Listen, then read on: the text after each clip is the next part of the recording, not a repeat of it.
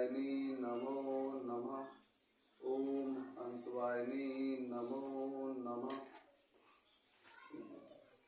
बेटे आगे चलते, देखो अच्छे से क्वेश्चन समझना है बेटे। आपको पहले मैं ये क्वेश्चन आपको बता रहा हूं बेटे कि जैसे हमने बेटे कल आपको साइंस में उससे आगे ये मैंने लिखा है आयोडोफॉर्म। अच्छे समझ लो बेटे, आयोडोफॉर्म परीक्षण नहीं देता, नहीं बेटा समझ में, जो आयोडोफॉर्म परीक्षण नहीं देता।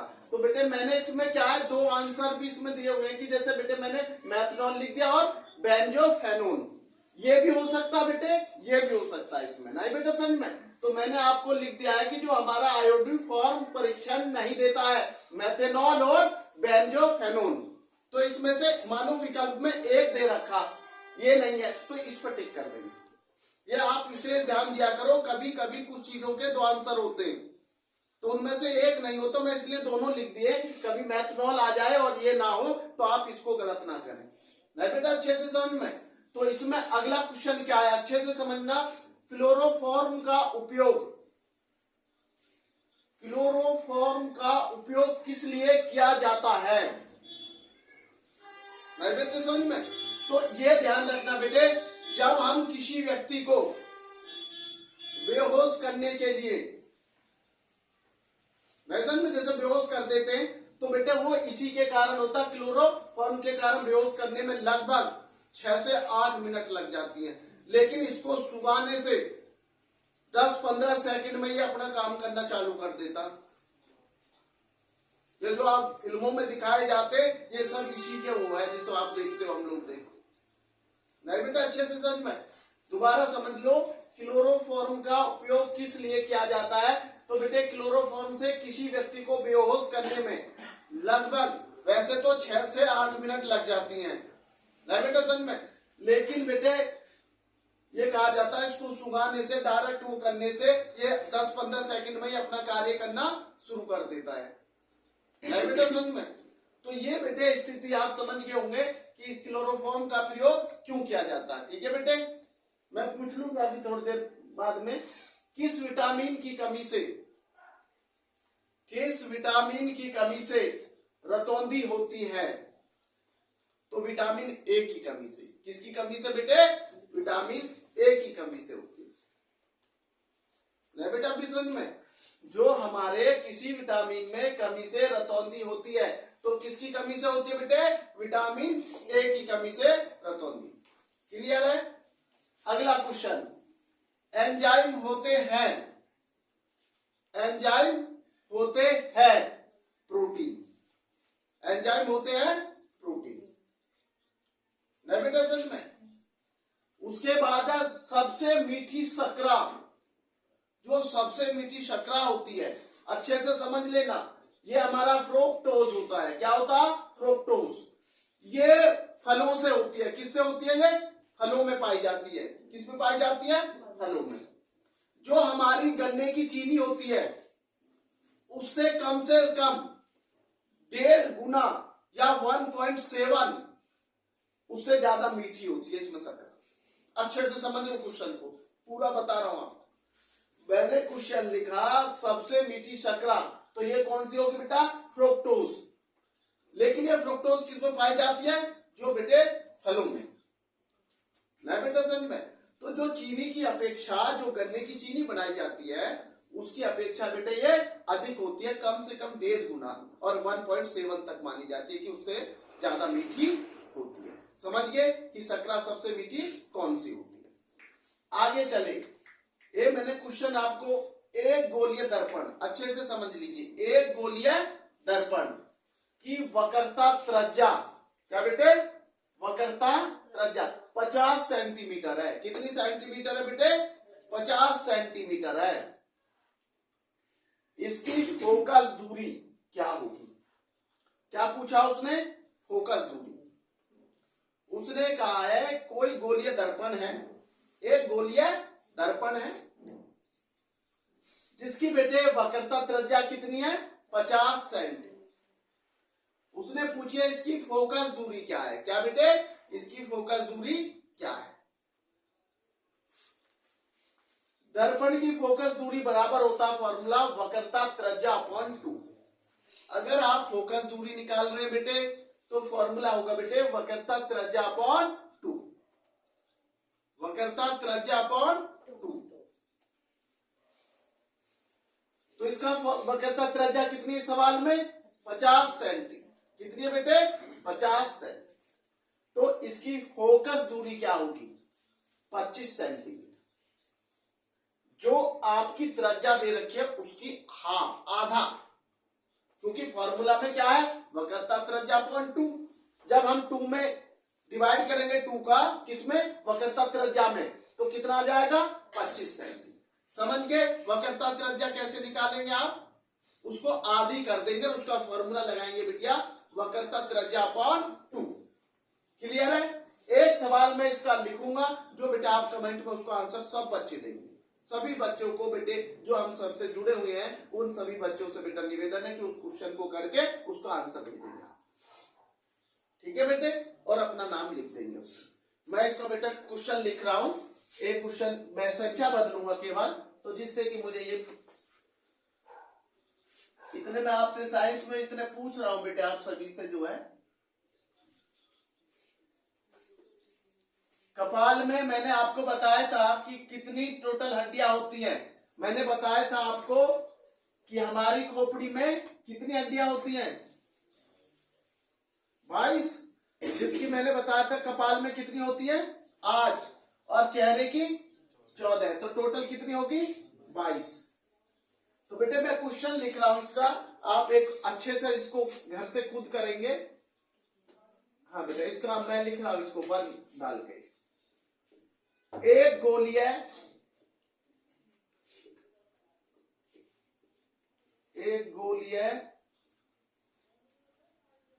दर्पण की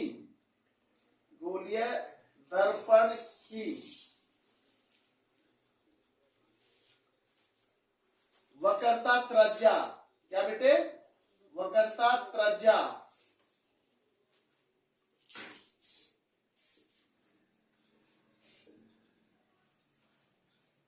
120 सेंटीमीटर है।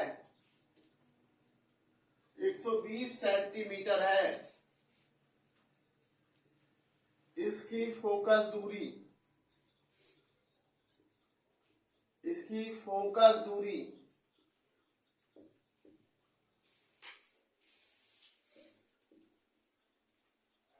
क्या होगी?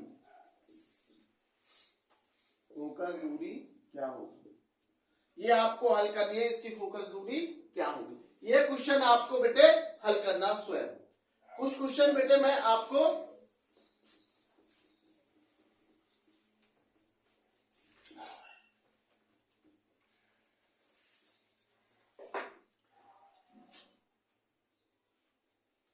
मैथ का क्वेश्चन आपको ले रहा हूं, जो आपको थोड़ा घर के लिए, अभी नहीं मैं नहीं कर समझाऊंगा, आप लोग करेंगे। जब नहीं होगा मैं कराऊंगा बेटे। मैं आपको बेटे कुछ वो दे रहा हूं आपको जो मैं करा चुका हूं।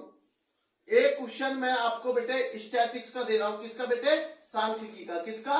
सांख्यिकी का।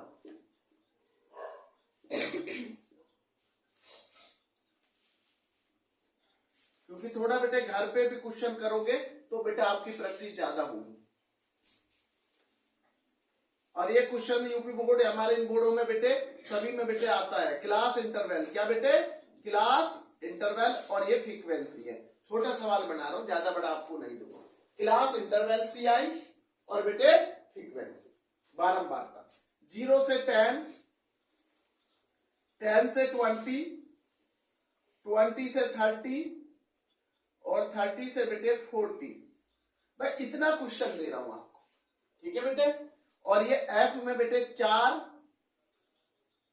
5, 10, 2।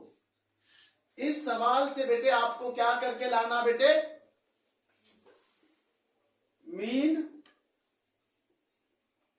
मोड और बेटे मीडियन। इसी सवाल से, क्योंकि मैं कई बार करा चुका हूं बेटे, मीन, मोड, मीडियन करके लाना।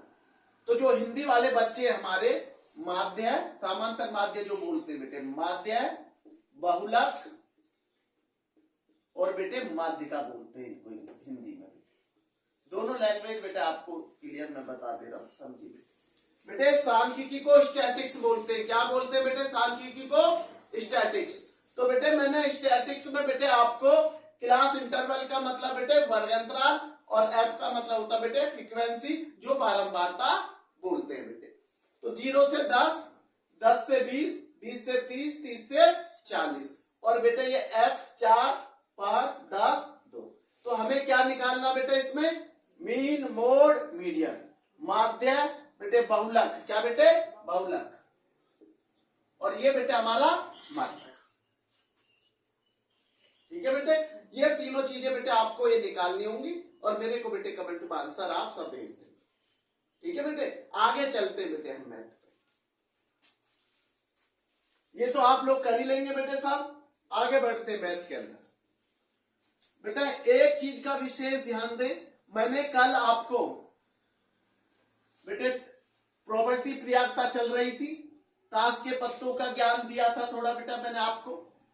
मैंने उसमें बेटे आपको टोटल 52 कार्ड बताए थे। कितने कार्ड बताए थे बेटे? 52 कार्ड, टोटल 52 कार्ड। नहीं बेटे समझ में, टोटल कार्ड 52 कार्ड। उसके बाद बेटे मैंने कहा था कि बेटे 26-26 में डिवाइड है, 26 उसमें रेड है और 26 उसमें ब्लैक है। किसमें बेटे? एक ताश की गड्डी में 52 कार्ड। फिर मैंने आपको कहा था बेटे 26 में 13 हमारे बेटे पान के पत्ते रेड वाले और 13 बेटे ईंट के पत्ते जो डायमंड बोलते 26 में लाल वाले, क्योंकि बेटे लाल वाले पत्ते में लाल जैसे मिलेंगे और काले पत्तों में काले। उसमें बेटे चिड़ी है और एक क्या है? हुकुम। क्या है? हुकुम। 13 पत्ता ब्लैक में हुकुम के है 13 पत्ता और 13 पत्ता बेटे चिड़ी के। और लाल वाले में बेटे 26 में 13 पान के पत्ते बेटे और 13 बेटे ईंट के पत्ते। उसके बाद मैंने कहा कि 13 में भी आप समझिए, एक 13 में एक रानी होगी, एक राजा होगा और एक गुलाम। तो इसका मतलब तस्वीर के कितने पत्ते हो गए? 4 भागों में 3 चौक 12। तो टोटल कितने हो गए बेटे?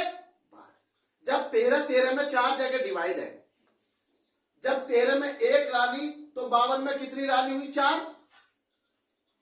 राजा कितने हुए? 52 में 4। तो फिर गुलाम कितने हुए?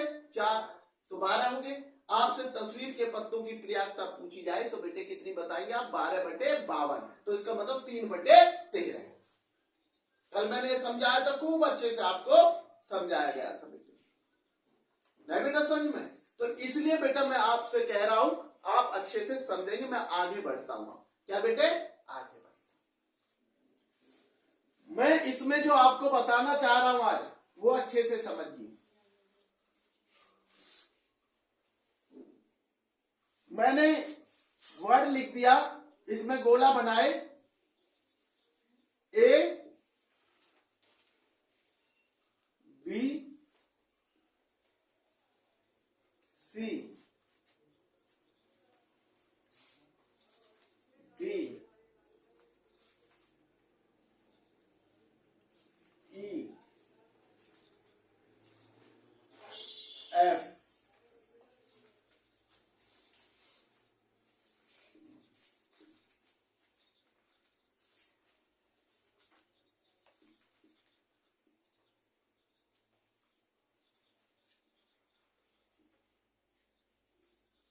ये बेटे मैंने आपको,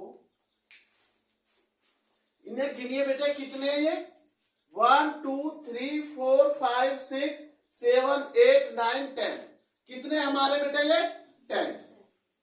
क्लियर है? उसने क्वेश्चन में आपसे पूछा है फर्स्ट पॉइंट में, ए की प्रयागता ज्ञात कीजिए। ए की प्रयागता ज्ञात करो या प्रोबेबिलिटी फाइंड करो। नहीं बेटे समझ में? उसके बाद उसने पूछा है सेकंड पॉइंट पे, सी की प्रयागता ज्ञात करो। किसकी बेटे? सी की प्रयागता ज्ञात करो।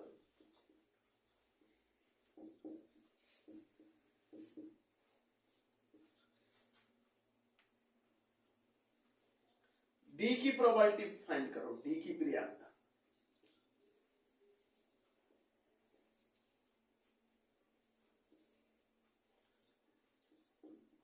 ठीक है बेटे, याद अच्छे से समझो। क्वेश्चन पेपर में क्वेश्चन आ जाता है बोर्ड क्लासेस में, तो आप उसको कैसे निकालेंगे बेटे? मैंने आपको बताया, आपने ये काउंट कर लिए सब। मैं कहता हूं हमेशा टोटल संख्या गिना करो। तो टोटल संख्या आपकी कितनी है बेटे? इसमें जो बोला है 10। क्लियर है सबको? उसने क्या पूछा बेटा? ए की। अच्छे से देख लो, किसकी? ए गिनो कितने? 1 2 3। तो कितनी हो जाएगी? 3/10। तो ए की कितनी हो जाएगी? 3/10। ये लिख दिया। कट सकता नहीं, क्योंकि ऊपर बेटा आप समझ लो ऑड संख्या आ रही है, नीचे क्या आ रही है? इवन। ऊपर विषम संख्या आ रही है, नीचे सम संख्या। जब बेटे ऊपर नीचे सम विषम होती है तो वो एक संख्या से नहीं कट सकती। या तो विषम हो जब कटने के चांस बनेंगे, या सम हो दोनों जब बने। ऐसे नहीं है ये 3 से काट दिया और ये गुरुजी ये 2 से काट दिया, ऐसे नहीं काट सकते। अगर ऐसे काटोगे 0 मिलेगी। मतलब एक संख्या से ऊपर नीचे की दोनों संख्या कटनी चाहिए, नहीं तो बेटा आपको क्या मिलेगी? 0। तो बहुत से बच्चे ऊपर छोटी कर देते, उससे वो काट दिया, उससे ऐसा नहीं करना बेटे बिल्कुल भी। तो ये नहीं कट रही, तो 3/10। आगे क्या कह रहा? सी की प्रियता ज्ञात करो। भैया सी देखना कितनी है? 1। तो यहां लिख दिया मैंने 1 और ये 10, 1/10। क्योंकि सी आने की प्रियता कितनी है मेरे पास? केवल 1। नहीं बेटा, ज्यादा आपको सोचने की जरूरत नहीं, बड़े प्यार से समझो। आगे कह रहा डी की प्रियता ज्ञात करो। किसकी? D, dog. देखना, एक डी तो ये नहीं और एक डी मुझे ये देखो। ये मैंने हर कंडीशन में लिया 2/10। अब ये कर सकता 2 1 जा 2 और 2 5 जा 10, तो ये 1/5 आ सकता। देखो अब ऐसे कर, उसी संख्या से एक ही संख्या से दोनों कट जाए। नहीं बेटा अपनी समझ में? तो मैंने आपको काटना भी सिखाया है कि भाई ऐसे अगर ऊपर नीचे की कट रही है तो उसे आप छोटा जरूर करेंगे प्रोबेबिलिटी, वहां नहीं छोड़ सकते। अगर नहीं कट रहा तो बेटे वहीं छोड़ दीजिए। नहीं समझ बेटे? तो ये सवाल हमारा बेटे बोर्ड में कई बार रिपीट हुआ है, संख्या बदल बदल के, तो मैंने आपको समझा दिए। ये हमारे एनसीईआरटी में 20 या 21 क्वेश्चन भी है एनसीईआरटी के अंदर। तो बेटे बस उसमें कम संख्या, उसमें 6 हैं, मैंने बढ़ा दिए, क्योंकि एग्जामिनर का कोई पता नहीं होता बेटे संख्या का बढ़ा दे कब घटा के। आपको तरीका आना चाहिए बेटे। अगर आप पे बेटे सवाल करने का तरीका आता तो हम मैथ में मान दिखाएंगे। संख्या तो बदलेंगी, अगर मैथ में संख्या ना बदले तो मैथ ही क्या मैथ है, आप समझिए। अगर संख्या ना बदले तो फिर मैथ का सवाल ही क्या सवाल जो तुम्हारा परीक्षण ना ले।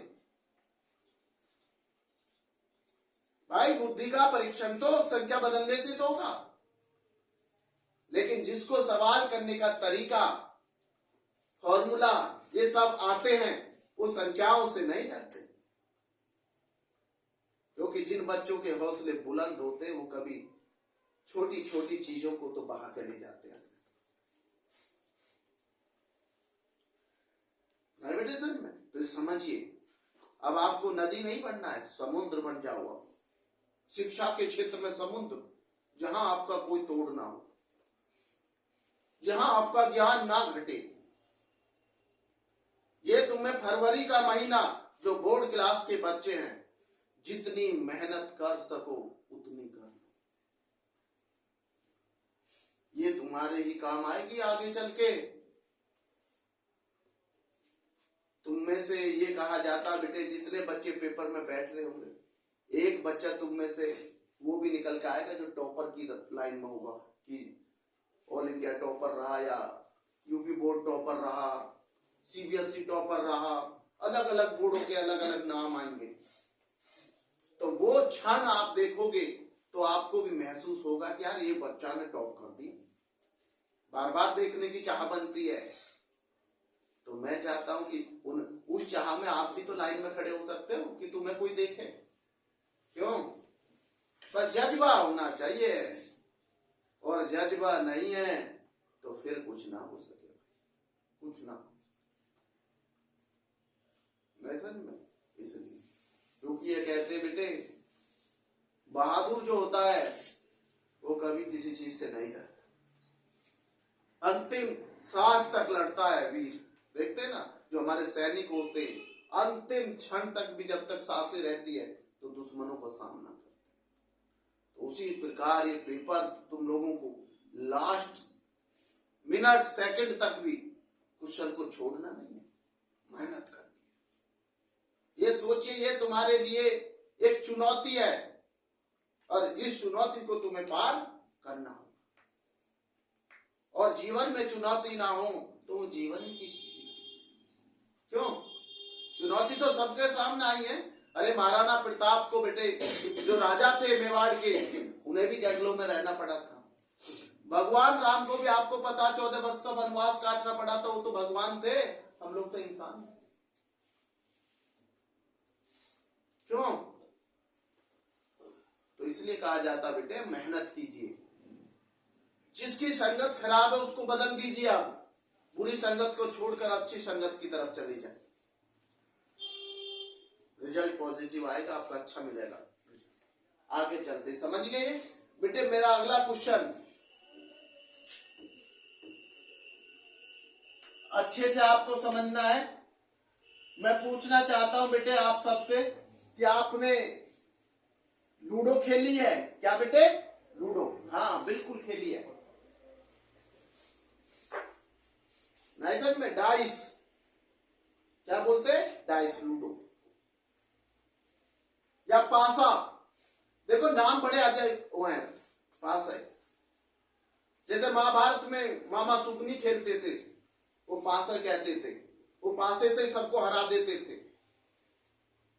एक बार तो पांडवों से सारा ही उन्होंने छीन लिया था, सब द्रौपदी तक को बेटा उन्होंने गिरवी रख दिया था, है ना?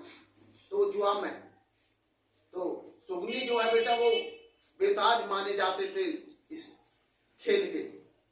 तो उस खेल को आप भी समझिए, आपको भी समझाने के लिए चैप्टर में डाला गया है।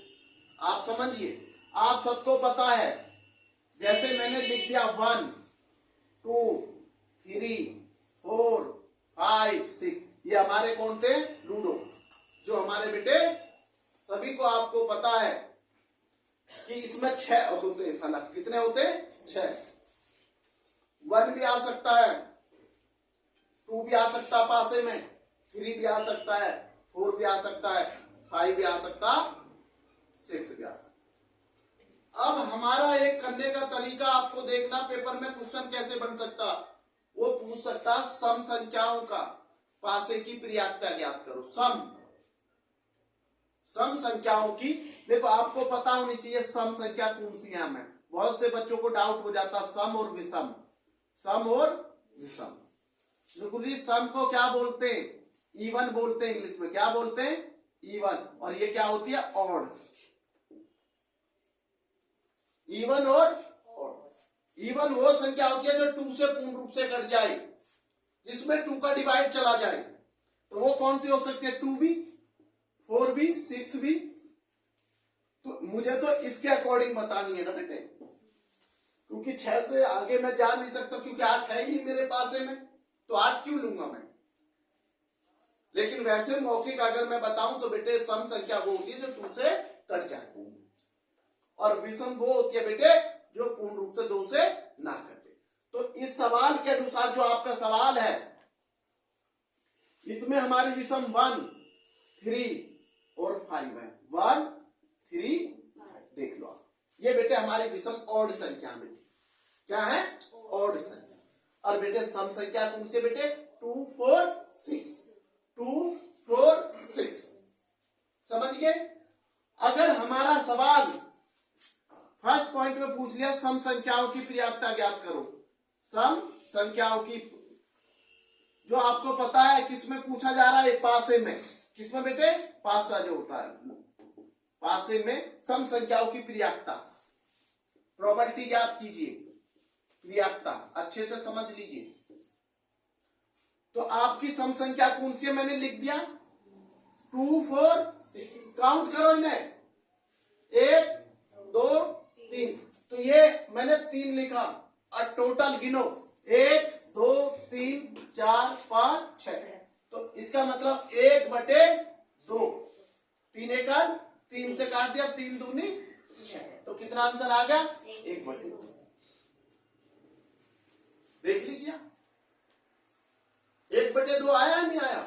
तो ये किसकी पर्याप्तता निकाली है मैंने? पासे में जो पासा लूडो जो डाइस उसमें सम संख्याओं की निकाली है। किसकी बेटे? सम, इवन संख्या।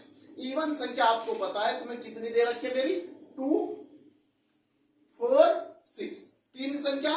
अगर बेटे ऐसे ही विषम पूछा जाए उसमें भी आपको वो नहीं करना है, कुछ भी बदलाव ज्यादा नहीं है, संख्या बदली जाएगी। विषम का मतलब है ऑड।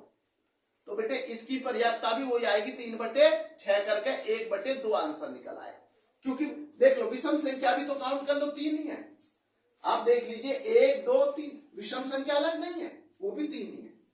तो जब हमारे पास कंपटीशन में समय कम होता है, आप सभी को पता बेटे उन बच्चों के लिए बहुत बेटे 7 फरवरी को जो हमारे बच्चे यूपी टैट उसमें यूपी टैट नहीं बेटे सी टैट में बैठ रहे हैं। किसमें बेटे? सी टैट का पेपर है। हाँ वो बेटे ऐसा 7 तारीख को भी है, 8 में भी है, सब अलग अलग शिफ्टिंग में है बच्चों की। तो बेटे उन बच्चों के लिए बेटे मैं ये कहता हूँ बेस्ट ऑफ लक बेटे, सभी बच्चों को शुभकामनाएं, उनका रिजल्ट अच्छा है नहीं बेटे। क्योंकि बेटे ये हमारा सी टैट का जो है ये टीचर के लिए मतलब उसकी जो बेटे क्वालिफिकेशन होती है, सी टैट पास होता तो जब ही आगे टीचर बनते। क्योंकि यूपी में यूपी टैट का भी होता है बेटे और सी टैट का भी नहीं बेटे। सी टैट ऑल इंडिया उससे जुड़ा होता है बेटे और यूपी टैट हमारा यूपी के लिए जुड़ा है बेटा समझ में। तो जो बच्चे सी टैट का दे रहे अच्छे से तैयारी कीजिए और जितनी उन्हें करा दी गई है तैयारी उसको बेटे एक बार अपना रिवीजन, और बिल्कुल भी नर्वस होने की आवश्यकता नहीं है, मन लगा कर बच्चे। तो सबसे मेन पॉइंट है बेटे, तो मैंने आपको बताया विषम और बेटे सम। अब इसमें क्वेश्चन और क्या बन सकते हैं पेपर में आप समझिए। मैंने ये मिटा दिया बेटा, इसका आंसर सबको पता कितना आया? 1/2। अब मैं इसमें क्वेश्चन आप लोगों से पूछूंगा, आंसर आप लोग देंगे, फिर मैं आपको गलत और राइट करूं। देखिए क्वेश्चन मेरा ये है, सबको पता क्वेश्चन मेरा ये है। ये मेरे कितने वो है बेटे? 6। पासे का क्वेश्चन है तो 6 ही होंगे। मैंने कहा 4 से अधिक, मोर देन जो 4 से मोर देन जो संख्या है उनकी पर्याप्तता ज्ञात कीजिए। समझ लीजिए क्वेश्चन पेपर में आ गया 4 से अधिक, 4 से अधिक संख्याओं की पर्याप्तता ज्ञात करो। संख्याओं की पर्याप्तता ज्ञात करो, पर्याप्तता ज्ञात करो या प्रोबेबिलिटी फाइंड करो। 4 देन मोर जो है 4 से अधिक। तो आप देखिए मैं इसको मिटा रहा हूं और मैं इन्हें भी वो कर रहा हूं, आप समझिए। मैं इसी से सवाल को आपको समझाऊंगा, क्योंकि बेटा ये मैंने जो पहले निकाला था उसके लिए निकाला था सम और विषम के लिए। तो मैं इनको बेटा टारगेट थोड़ा हटा के जब इनको आपको क्लियर समझाऊंगा। अब ये हमारी संख्या क्या है? 1 2 3 4 5 6। हमारा सवाल क्या है? 4 से अधिक संख्याओं की पर्याप्तता ज्ञात करो। 4 से अधिक, तो इसमें ढूंढिए 4 से अधिक। 4 नहीं, मैंने ढूंढने का 4 से अधिक। तो ये होगी एक तो 5 और एक बेटे 6, 5 और 6 हुआ। तो ये हमारी काउंट करके कितनी हुई संख्या? 2। और टोटल कितनी है? 6। तो ये आ गया 1/3, क्योंकि 2 1 जा 2, 2 3 जा 6। तो ये स्थिति कौन सी थी बेटे? 4 से अधिक संख्याओं की पर्याप्तता। अब दूसरा पॉइंट मैं ले रहा हूं 3 से कम। देखो कम की भी आ गई, ज्यादा की भी आ गई, सम की भी आ गई, विषम की भी आ गई। तो क्वेश्चन को आपको वहां गलत नहीं करना है। तो बेटे ये सेकंड क्वेश्चन मैं जो बता रहा हूं आपको समझिए। 3 से कम संख्याओं की पर्याप्तता ज्ञात करना।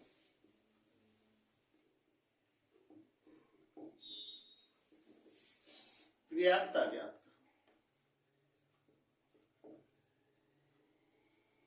पर्याप्तता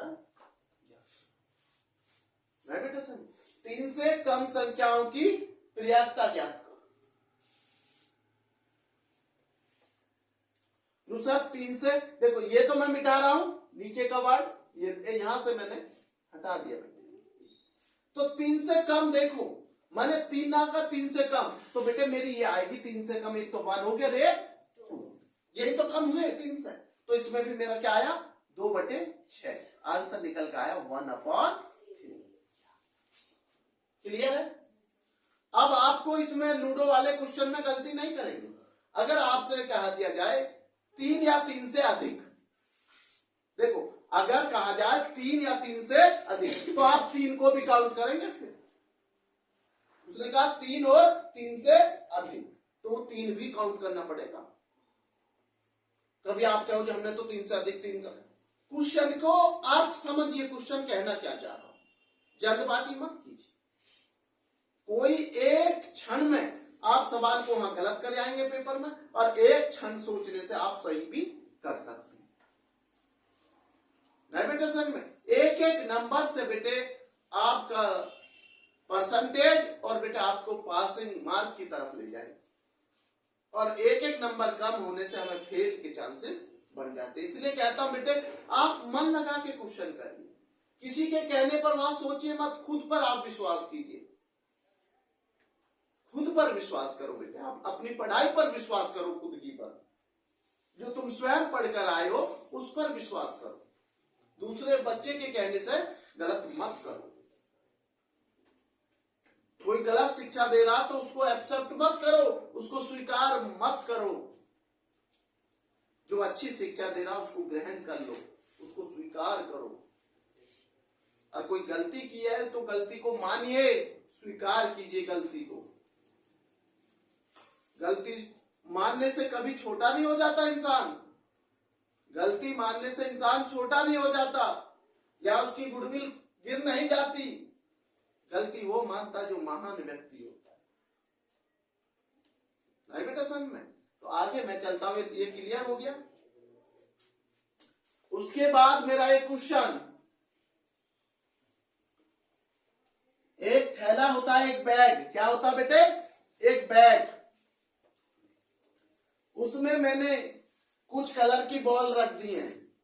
आप समझिए, मैं कर नहीं रहा, मैं समझाऊंगा, इतना तो कैचिंग हो जाती है दिमाग का।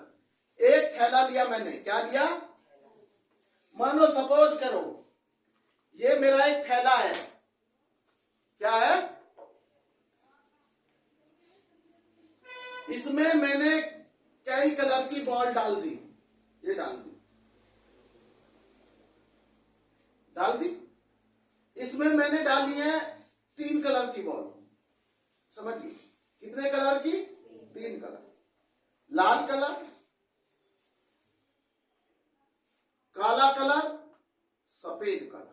मैंने कलर बहुत अच्छे चुने तुम्हारे, क्योंकि लाल कलर होता है आपको पता है खतरे का भी बेटा, आप जानते लाल अगर कोई भी चीज होती है खून निकलता तो कहते एक लाल ही होता है, सूरज निकलता है तो वो भी लाल होता है? दिखाई देता ना लाल, दिखाई देता जब उदय होता, या दिखाई देता है सफेद दिखाई देता है? नहीं समझ में। लाल अपने आप में एक अलग पहचान होती है। लाल बॉल ली मैंने 5, कितनी ली, 5 डाल दी इसमें। काला ब्लैक बोर्ड भी होता है, लोग कह देते हैं भाई काला कपड़ा बढ़ाओ, काला बोर्ड भी होता है, और उसी बोर्ड से बच्चे पढ़ के भी आगे बढ़ते हैं। काला कोट भी होता है जो अदालत में आप जानते हैं। तो इसलिए कहता हूं रंग कोई बेकार नहीं होता, रंग केवल यह है कि उसके मायने कहां पहन रहे हैं। आप जा कहां रहे हो, बस फर्क इतना। तो बेटे काला बॉल मैंने ली 2, लाल कितनी ली मैंने 5 बॉल, लाल कितनी है मेरे पास 5 बॉल, काली बॉल कितनी ली 2। अब मेरे पास सफेद, आप जानते सफेद रंग वास्तव में ही बहुत अच्छा होता, क्योंकि गर्मियों में सबसे ज्यादा व्हाइट कपड़ा पहनता है, क्योंकि बेटा वो ठंडा होता है, एक अच्छा प्रतीक माना जाता है। मैंने उसकी ले ली 3 बॉल, कितनी बॉल ले ली, तो टोटल बॉल कितनी हुई मेरी, तेज आवाज आनी चाहिए, 10। एक बच्चे की आवाज आई है केवल, कितनी बॉल हुई मेरे इसमें 10। इस बैग में मेरे में कितनी बॉल है 10। 10 बॉल। कितने कलर की बॉल है 3 कलर की। 5 बॉल कौन से कलर की है इस बैग में, रेड। 2 बॉल किस कलर की हैं, ब्लैक काले, और 3 बॉल उसने केवल पेपर में क्वेश्चन में आपसे पूछा है केवल लाल और सफेद रंग की गेंद की प्रयाक्ता ज्ञात करो, केवल इतना। कौन सी पूछी है, लाल गेंद और सफेद गेंद की प्रयाक्ता ज्ञात करो या प्रोबेबिलिटी फाइंड करो। अब इस बैग में लाल और सफेद कितनी बॉल है 5, तो लाल होगी और 3 सफेद, तो टोटल बॉल ये दोनों मिलकर कितनी हुई 8 बॉल। तो ये होगी हमारी 8 बॉल ऊपर और टोटल बॉल 10। तो हमने इसे 2 से काटा, ये 4 बार कट गया, 2 से काटा 5 बार, तो इसका कितना आंसर आ गया 4/5। नए पीसन में बेटे कितना आ गया 4/5। अब ये नहीं कर सकता क्योंकि 4 इवन संख्या और 5 ऑड संख्या। तो ये जरूरी नहीं है हम ब्लैक बोर्ड पे समझा या उसी से हम करें, अपने माइंड को आप तेज करिए, आप सवाल का आंसर वैसे भी दे सकते जैसे आपने दिया। अगर मैं इसी क्वेश्चन में आपसे मिस्टर आप बताएंगे, मैं पूछ लेता काले गेंद की प्रयाक्ता क्या है, ब्लैक बॉल की प्रयाक्ता क्या है, प्रोबेबिलिटी बताइए कितना बैठेगा। काले हमारा 2, टोटल कितना हुआ 10, तो 1/5 हुआ, कितना हुआ 1/5, क्योंकि हमने अभी आपको बोला 2 है काली और टोटल, तो 2 1 जा 2 और 2 5 जा 10, 1/5 आया आंसर। मुझे आंसर देना चाहिए। और खाली मैं लाल गेंद की प्रयाक्ता पूछता तो 1/2 आ जाता, क्योंकि 5/10, 5 1 जा 5, 5 2 जा 10। सवाल को स्पीड से करना सीखिए, सवाल को स्पीड से करना सीखिए, लेकिन स्पीड ऐसी ना हो सवाल गलत हो और आप स्पीड से आगे बढ़ रहे हैं, नहीं, सवाल भी सही करना है और स्पीड भी तेज रखनी है। पेपर में ये ना हो कि 3 घंटे में हमारा पेपर छूट गया, वो चीजें अच्छा मार्क्स नहीं आती है, जिस बच्चे के ये छूटने के चांसेस होते हैं। मैं कहता हूं 3 घंटे से पहले पेपर भी पूरा करना है, उसको एक बार करने के बाद ये भी देख लेना कोई क्वेश्चन छूटा तो नहीं है, कोई गलती तो नहीं की है।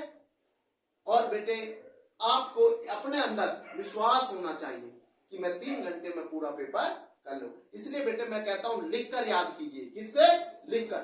जो बच्चा लिख लिख कर याद करेगा उसकी 3 चीज प्रॉफिट होगी। एक तो स्पीड आपकी बढ़ जाएगी, आपके हाथ मजबूत हो जाएंगे। वाट टाइम पेपर में जब बहुत से बच्चे तो ऐसे पेपर में लिखते हैं, स्कूल नहीं जाते पेपर में लिखने का प्रयास करते हैं, तो फर्स्ट डे उन्हें बहुत दिक्कत होती है। इसलिए कहता हूं लिख कर याद कीजिए। लिख कर याद करोगे तो एक तो आपकी स्पीड तेज होगी, दूसरा आपको फायदा पता क्या है, आपका लेख साफ हो जाएगा, राइटिंग। अनुसार तीसरा क्या फायदा है, तीसरा आप जल्दी से क्वेश्चन को भूलेंगे नहीं, क्योंकि जो लिख कर याद करता है वो बच्चा जल्दी से क्वेश्चन भूल नहीं सकता उसका आंसर। और जो हम केवल रखते हैं किताबों में, बस चलते चलते फिर अगले क्वेश्चन पहुंच गए, थोड़ी देर बाद अगला क्वेश्चन तो याद हो जाएगा, पहला क्वेश्चन भूल जाएंगे, तीसरा याद हो जाएगा तो दूसरा भूल जाएंगे। क्योंकि जब बुलेट ट्रेन चलती है तो पिछले स्टेशन बच्चे को याद नहीं रहेंगे कि पीछे कितने स्टेशन निकल गए, समझिए। तो वही हाल आपका हो रहा है इस समय। 2 चैप्टर याद कर लेते, पहला चैप्टर भूल जाते। हो रहा है या नहीं होता है स्थिति? हाँ। वो क्यों है? क्योंकि हम उसे लिख लिख कर मन से अच्छे से याद नहीं कर रहे। नहीं, कोई बच्चा कमजोर नहीं है, सब बच्चे दिमागों में तेज हैं। कोई किसी क्षेत्र में तेज हो रहा, कोई किसी क्षेत्र में तेज है। तो इसलिए अब आपको देखना, आपको किस क्षेत्र में तेज होना है। मैं कहता हूं आप पढ़ाई के क्षेत्र में तेज हुई है। आगे समय और चीजों के लिए आगे समय मिलेगा नहीं बेटा, समझ में। अब मैं चलता हूं बेटे, मैथ को विराम देता हूं। मैं थोड़ा बेटे एसएसटी पर आता हूं। किस पे बेटे? एसएसटी। पहला क्वेश्चन मेरा एसएसटी में है सूरत से। सूर्य का मंदिर, मैं सूरत से ही पूछ रहा हूं और क्वेश्चन भी मेरा सूरज ही है किस्म का। सूर्य का मंदिर कहां पर है? किस राज्य में है सूर्य का मंदिर?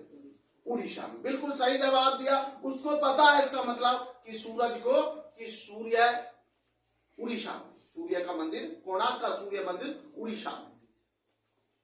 बहुत बढ़िया। अब हम पूछेंगे आपसे आदित्य, हमने एक दिन बताई थी अजंता एलोरा की गुफा, बताई थी ना? अजंता और एलोरा की गुफा किस राज्य में है? महाराष्ट्र में। किस राज्य में? महाराष्ट्र। बहुत बढ़िया। एक क्वेश्चन हमने पूछा था, ये क्वेश्चन ये बताएगा सबसे पुरानी गुफा किस राज्य में है। हमने बस गुफा का नाम नहीं पूछ रहे हैं, हम पूछ रहे हैं सबसे पुरानी गुफा किस राज्य में है। बिहार में। अब गुरुजी आंसर भी बता दो तो बराबर, उस गुफा का नाम ही बराबर है, बराबर। नाम भी नहीं भूलोगे क्योंकि मैथ में बराबर का चिन्ह बराबर रटा जा रहा, बराबर बराबर, इक्वल इक्वल इक्वल। तो गुफा कैसे भूल जाओगे? बराबर कहाँ है? बिहार। वैसे स्टार्ट है गुफा भी और राज्य भी वैसे स्टार्ट है बिहार। बी याद कर लीजिए, बी से बिहार और बी से बराबर, बी प्लस बी कर लो, बी प्लस बी, बी से बराबर और बी से बिहार। नए भी समझ में। अगला क्वेश्चन मैं पूछ रहा हूं महाभारत। बेटे महाभारत की जो मूल भाषा है, अच्छे से समझिए, महाभारत की मूल भाषा, सभी जानते हैं महाभारत को। कौरव और पांडवों का वर्णन है, कौरव और पांडवों का युद्ध महाभारत में हुआ, जानते हैं ना? उसमें सबसे बड़ी बात क्या है कि मेरा क्वेश्चन ये, महाभारत की मूल भाषा क्या है? नो गुरुजी आप ऑप्शन देंगे, 2 दूंगा उनमें से एक आंसर, हिंदी या संस्कृत। हाँ, तो मूल भाषा महाभारत के एक बच्चे का बिल्कुल राइट है, संस्कृत। समझ गए? महाभारत का मूल भाषा क्या है? संस्कृत। क्लियर है? महाभारत की मूल भाषा क्या है बेटे? संस्कृत। आगे चलते। वैसे हमारी, आपको पता है हमारी राजभाषा क्या होती है? हिंदी। राजभाषा हमारी क्या है? हिंदी। हमारा एक क्वेश्चन है, बहुत अच्छे से आप समझना, सांची का स्तूप। आपने, मैंने एक दिन बताया था सांची का स्तूप, लेकिन आज मैं सांची का स्तूप नहीं पूछ रहा आपसे, बता। मैंने कहा सांची की खोज कब हुई, सांची की खोज कब हुई। मैं स्तूप नहीं पूछ रहा हूं आपसे, मैं पूछ रहा हूं सांची की खोज कब हुई, कौन सी सन में हुई? 1818। ये देखो क्वेश्चन आप समझिए, या तो मैंने अभी देखा है 1919, 1919 क्या है? जलियांवाला बाग। 1919 क्या है? जलियांवाला। या फिर 1818, देखो 1818। सांची का खोज जो हुई है वो कब हुई है? 1818। भूलोगे नहीं? सांची की खोज 1818 और जलियांवाला बाग 1919। 2 बार लिख लो 1919, और सांची की खोज 1818, 2 बार लिख लो 1819। नए विषय में तो कुछ क्वेश्चन ऐसे होते बेटे जो आप भूलोगे नहीं, आप मन से रखो। तो ये सांची की खोज मैं आपसे पूछूंगा तो आंसर तेज आना चाहिए। बताओ सांची की खोज कब हुई? मैंने आंख बंद कर ली है, बताइए सांची की खोज कब हुई? जलियांवाला बाग का वो घटना हुई 13 अप्रैल 1919। भूल जाओगे कैसे? भूलोगे तो मैं नहीं भूलने दूंगा, पेपर तक तो नहीं भूलने दूंगा, पेपर के बाद पर यह भी नहीं पता कल मैं रहूं ना रहूं, लेकिन आप क्वेश्चन करते रहें। समय का कोई पता नहीं है बेटे। वैसे भी मैं जल्दी ही बेटे शिक्षा के क्षेत्र से दूसरे क्षेत्र की तरफ पलायन कर चुका हूं, तो मेरा एक अलग, इसलिए आप लोगों को YouTube के माध्यम से कल आप देख तो सकते हो। इसमें समय का मैं आगे चलता हूं बेटे, इसको विराम यहीं देता हूं। मैं उस गुड़िया से क्वेश्चन करूंगा, आप बताइए शीतल, हमारे यहाँ सुनिए बेटे, मैंने आपसे एक क्वेश्चन पूछ रहा हूं, नॉर्मल क्वेश्चन है, भारत की खोज वास्को डी गामा ने की। मेरा क्वेश्चन ये नहीं है कि वास्को डी गामा, मेरा क्वेश्चन तो ये कब की। देखो क्वेश्चन भी दोनों आंसर मिल गए, और मैंने कहा क्वेश्चन भी मैंने नहीं करा, एक ही करा। किसी बच्चे को ये ना पता हो किसने करी तो वो भी इससे आंसर मिल गया बच्ची से, और जिसने सन ना पता हो उसे सन। और कल जो क्वेश्चन यहां मैं करूंगा एक बच्चा भी एक्सप्लेन करा करेगा, आप समझिए। क्योंकि बेटे थोड़ा मेरे गले में दिक्कत है बेटे, तो उसी वजह से थोड़ा मैं, आप लोग उसको सपोर्ट करेंगे। हम किसी बच्चे की पढ़ाई को नुकसान नहीं होने देंगे कि बेटा हम लिखेंगे और आप उसको एक्सप्लेन करें, नहीं बेटे। नु कहते हैं बेटे बच्चा भी एक अच्छा टीचर होता है, ऐसी बात नहीं है, बस थोड़ा सा उसमें हौसला बुलंद, उसका सपोर्ट हम करेंगे, अच्छा टीचर बनेगा। हमने अभी आपसे पूछा बेटे कि क्वेश्चन मेरा क्या था बेटे, कि जैसे इस बच्चे ने बताया वास्को डी गामा और 1408। मैं पूछना चाहता हूं भगवान बुद्ध का नाम सुना सबने? सुना है भगवान बुद्ध का नाम? ऐसा तो है नहीं सुना हो भगवान बुद्ध, नहीं बेटा समझ में। भगवान बुद्ध ने किस स्थान पर ज्ञान प्राप्त हुआ था, मैं तो ये पूछना चाहता हूं। भगवान बुद्ध को किस स्थान पर ज्ञान प्राप्त हुआ? जो भगवान बुद्ध थे या उन्होंने किस स्थान पर ज्ञान प्राप्त किया, ये पूछना चाह रहा हूं आपसे। जो भगवान बुद्ध थे उन्होंने किस स्थान पर ज्ञान प्राप्त किया था? बोध गया। कहां किया था बेटे? बोध गया। भगवान बुद्ध ने जो बेटे ज्ञान प्राप्त किया था किस स्थान पर किया था बेटे? वो बोध गया। तुम बताइए भाई, हमारे देश को संविधान लिखने में कितना समय लगा कुणाल? 2 वर्ष 11 महीने 18 दिन। हमारे देश के प्रथम राष्ट्रपति कौन थे भाई? डॉक्टर राजेंद्र प्रसाद। कौन से स्टेट से थे, राज्य से डॉक्टर राजेंद्र प्रसाद? बिहार से। किस जिले से थे मिस्टर सूरज? सिवान जिले से थे। कहां से? सिवान जिले से। कौन थे सिवान जिले से? डॉक्टर राजेंद्र प्रसाद, जो हमारे देश के प्रथम राष्ट्रपति। ये भारत रत्न से भी सम्मानित हैं। किससे हैं? भारत रत्न से भी सम्मानित है। कभी आप ये सोच रहे हो? नहीं बेटा समझ में। और मैं आपको एक चीज और बता देता हूं, एक क्वेश्चन मैं आपसे पूछ रहा हूं, यस या नो में कितने परसेंट बालक यस में भेजेंगे, कितने परसेंट बालक नो में? आंसर मैं नहीं दूंगा, मैं क्वेश्चन बोल रहा हूं। हमारे अटल बिहारी वाजपेयी प्रधानमंत्री रहे थे भारत के। जब कारगिल का युद्ध हुआ था, जब अटल बिहारी वाजपेयी थे प्रधानमंत्री। जब पोखरण परमाणु परीक्षण कर रहे थे एपीजे अब्दुल कलाम 11 मई और 13 मई 1998, उस समय हमारे देश के प्रधानमंत्री अटल बिहारी वाजपेयी थे। कौन थे? अटल बिहारी वाजपेयी। उन्हीं की उसमें एपीजे अब्दुल कलाम ने बेटे पोखरण सफल परीक्षण किया था राजस्थान में। सर ये आप हमसे क्या पूछना चाह रहे हैं?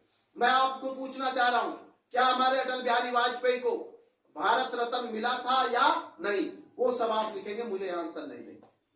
भारत रत्न अटल बिहारी वाजपेयी को मिला था या नहीं, बस यस और नहीं में आंसर देंगे।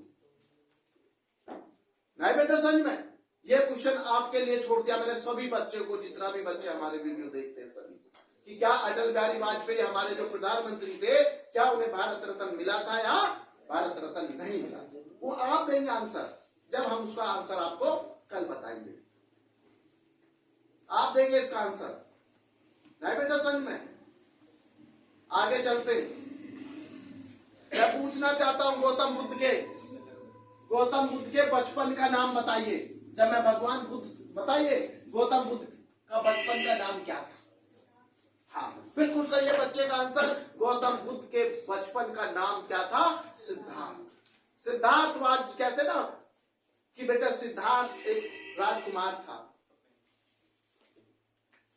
Siddharth was prince of son, king of Shuddhodana, brought up with great and love.